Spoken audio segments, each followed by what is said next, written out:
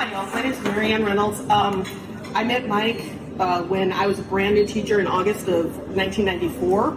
I was at what I thought mandatory union luncheon, and because they're smart and they make it look mandatory. So I sneak outside to have a cigarette, and yes, kids don't smoke, but people did, and whatever. And Mike was there. He beat me to it. I was like, all right, I found my people. And he was super cool to me, just chatted with me, whatever, it was just this nice, first, one-on-one connection. So when I went back inside, of course I joined the union. I mean, there's free food, there's camaraderie, and Mike Savee. So, they hit all of the bases for someone starting out their first career at 27 grand a year.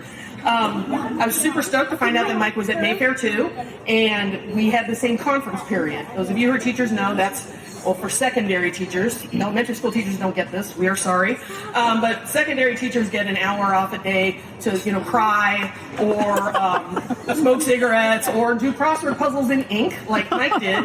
And we would meet up because we had the same conference period. And he was always so cool to me. He could tell I was freaking out, but he never put himself on me. He'd just kind of wait and be cool and just chat, and then I'd ask for advice. And that's when he would give it. It never felt condescending or rude or I'm a veteran and I know and you don't. He just made me feel so confident.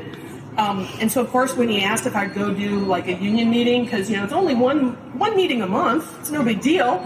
Sure it's not, because that ended up being I was president of the union within 3 years. Thank you, Mike.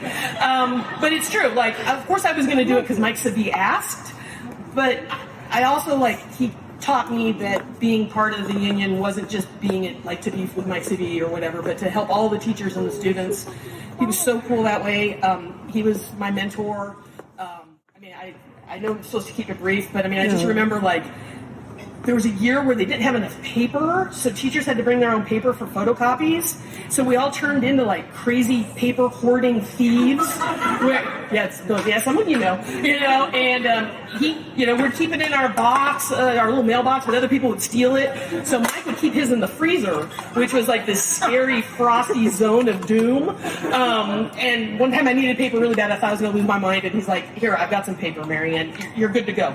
Meanwhile, he's also making really good coffee for the lounge because teachers live on coffee.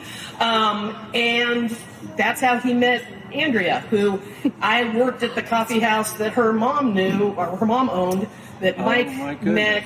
Yeah, and so it is right. And he started, we were to be outside because they closed down our smoking lounge, so we had to go hang out in front of the school, which everybody loved, a horde of smoking teachers out front of the school.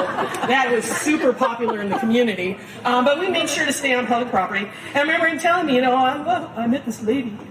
I'm like, ooh, tell me more. Oh, yeah, coffee trader. I'm like, coffee trader, what? So it turns out I knew Andrea.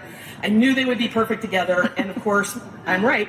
And his smile got bigger and brighter because of Andrea's influence in his life. So I'm going to stop there. I've got so much more I could say, but we're all here because we love Mike and love Andrea and love everything that he was about. And thank you for listening to me. He's why I do what I do now, which is work for the California Teachers Association because of him. It made him proud. And